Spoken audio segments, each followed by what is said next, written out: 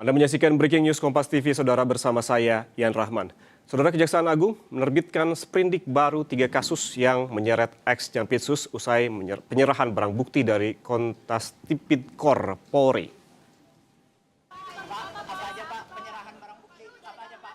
Usai menerima barang bukti dan berkas 3 kasus yang menyeret ex-Jampitsus, Kejaksaan Agung menerbitkan 3 sprindik baru untuk mengusut kasus dugaan korupsi tata kelola pasokan batu bara PLTU, PT Asabri, dan PT Krakatau Steel. Kapus Penkum Kejagung Anang Supriyatna bilang Kejaksaan Agung akan pelajari berkas barang bukti serta tersangka yang ditetapkan oleh polisi di 3 kasus korupsi besar. Tentunya kan ini sprindik, kita sudah menunjukkan sprindik. Tersangka itu kan dikeluarkan dari sana ya.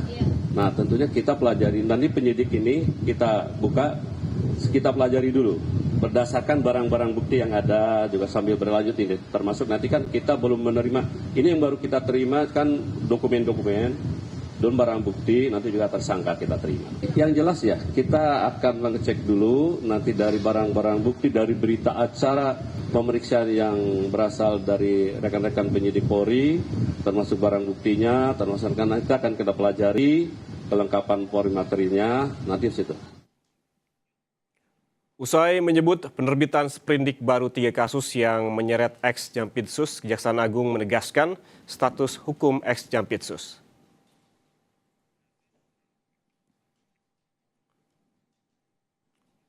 Melalui rilis tertulis, Kapus Penkum Kejagung Anang Supriyatna bilang sprindik tersebut menegaskan status FA masih tersangka. Hal ini didasari oleh penetapan tersangka yang dilakukan sebelumnya oleh penyidik Kontas Tipikor Polri.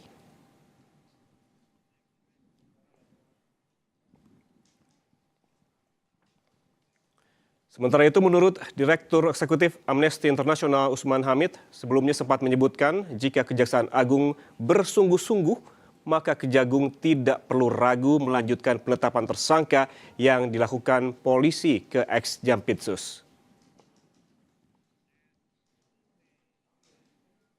Seharusnya kalau memang Kejaksaan sungguh-sungguh, tidak perlu lagi ragu untuk melanjutkan penetapan tersangka yang telah dilakukan oleh kepolisian. Kalau Kejaksaan memperlihatkan keraguan dengan belum juga menetapkan status tersangka, jangan-jangan ada kekuatan besar di balik ini. Nah, kekuatan besar ini juga muncul ketika ada pengerahan personil militer dalam menjaga kediaman Febri maupun juga terutama mendatangi Polda Metro Jaya.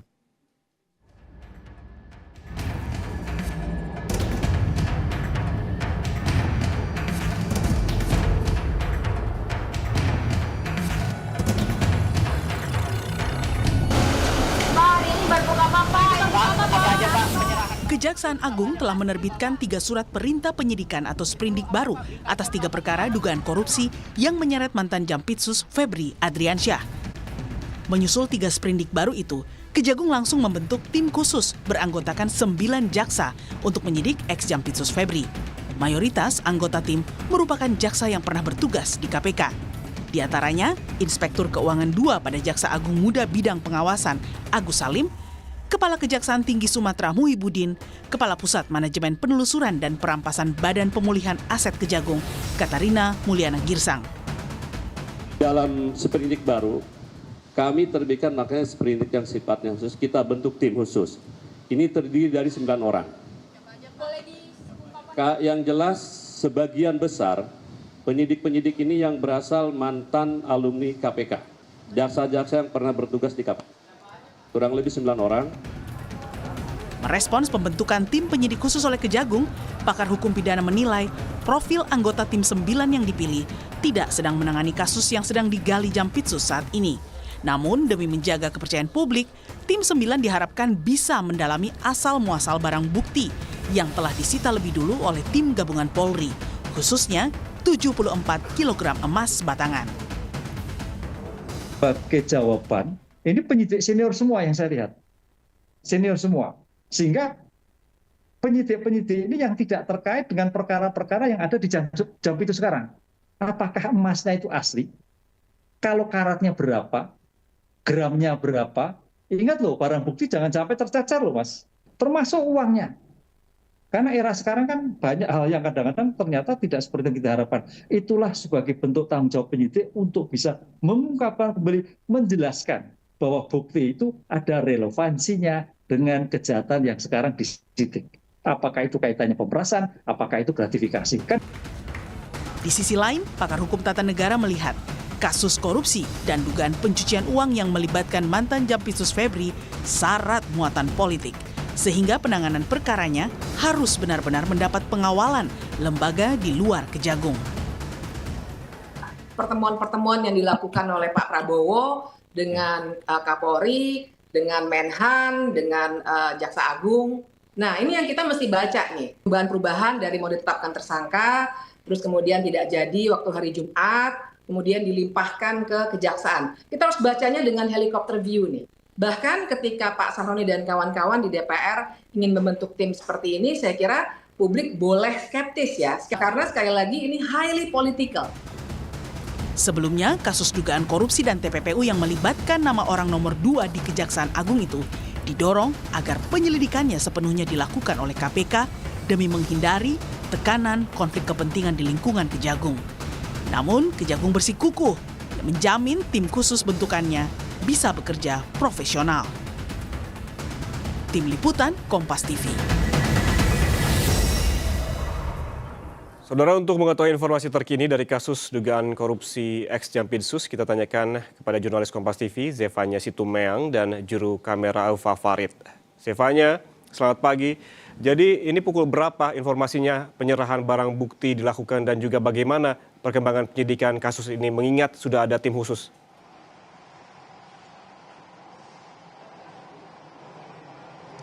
Ya, selamat pagi Yan. Dari informasi yang kami terima dari Kejaksaan Agung ini memang nanti untuk penyerahan barang bukti lanjutan dan juga tersangka DR ini akan dilakukan setelah sholat Jumat. Kalau info yang kami terima dari Kapus Penkum Kejaksaan Agung Anang Supriyatna. Dan tentu kami saat ini masih menunggu untuk ketibaan dari sejumlah barang bukti dan juga tersangka DR. Karena memang kalau melihat dari Kortas Tipikor Polri ini memang melakukan penyerahan administrasi dan juga barang bukti terkait dengan 3 kasus mega korupsi ini secara bertahap dilakukannya setelah dilakukan pelimpahan perkara, begitu di mana penyerahan administrasi ini sudah dilakukan pada awal-awal di tanggal 11 Juli pada saat itu untuk penyerahan administrasi penyidikan. Lalu kemarin, Kamis sore kemarin ini memang sudah diserahkan barang bukti sebagian, begitu kalau dari pantauan tim lapangan di Kejaksaan Agung ini memang terlihat ada box berwarna putih dan juga ada goodie bag berwarna hijau yang memang ini juga sudah dikonfirmasi oleh Kapus Penkum Kejaksaan Agung bahwa memang barang bukti tersebut itu adalah bagian dari penyerahan barang bukti terkait dengan 3 kasus mega korupsi di Kejaksaan Agung ini. Dan memang belum dirinci apa saja kira-kira barang bukti yang memang sudah diterima oleh Kejaksaan Agung. Tapi memang kalau dilihat dari cara membawa box berwarna putih ke dalam gedung Bundar ini memang terlihat perlu diangkat oleh 2 orang begitu, yang nampaknya ini cukup berat sekali. Tapi tentu nanti akan kami konfirmasi kembali kira-kira apa saja barang bukti yang sudah diserahkan ke Kejaksaan Agung ini, dan tentu nanti masih ada sejumlah barang bukti lagi yang akan diserahkan dari Kortas Tipikor Polri kepada Kejaksaan Agung. Karena kita ketahui memang beberapa waktu lalu penggeledahan ini sudah dilakukan di sejumlah titik lokasi, ada 13 titik lokasi kurang lebih yang menyita beberapa barang bukti seperti uang miliaran rupiah, emas seberat 74 kg, dan beberapa barang bukti lainnya seperti alat elektronik, dokumen, dan lain sebagainya. Tentu ini yang masih akan dilakukan penyerahan barang buktinya secara bertahap, bagaimana dan juga saudara, dan kita tentu akan menunggu karena hari ini juga akan dilakukan penyerahan tersangka DR dari Kortas Tipikor Polri ke Kejaksaan Agung. Nah, tentu juga terkait dengan seiring dengan penyerahan barang bukti ini dari Kejaksaan Agung juga ini sudah mengeluarkan 3 sprindik atau surat perintah penyidikan, di mana pertama ini sprindik nomor 43 terkait dugaan tindak pidana korupsi dan TPPU terkait PT Krakatau Steel, lalu ada sprindik nomor 44 terkait dugaan tindak pidana korupsi perkara PLTU yang sempat mengalami blackout, dan juga sprindik nomor 45 terkait kasus Asabri. Dan menyusul juga penyerahan barang bukti lanjutan ini dari Kejaksaan Agung, tadi sudah disampaikan dalam paket pengantar memang sudah juga membentuk tim khusus begitu, yang dimana ada beranggotakan 9 orang jaksa yang sudah berpengalaman ini sebelumnya pernah bertugas di KPK, yang dimana kalau dari Kapus Penkum Kejaksaan Agung Anang Supriyatna memang menyebut tujuannya adalah untuk meminimalisir adanya resistensi begitu, sehingga juga dari penyidikan yang saat ini sedang ditangani oleh Kejaksaan Agung ini juga menggandeng KPK untuk melakukan supervisi tentunya dan juga terus berkoordinasi dengan penyidik Polri. Di samping itu juga dari pihak legislatif Komisi 3 DPR RI juga pada waktu itu Ketua Komisi 3 Habibur Rahman juga menyebut membentuk tim panitia kerja atau tim khusus juga begitu untuk memantau bagaimana penanganan penyidikan yang saat ini sedang ditangani oleh Kejaksaan Agung, Yan dan juga saudara.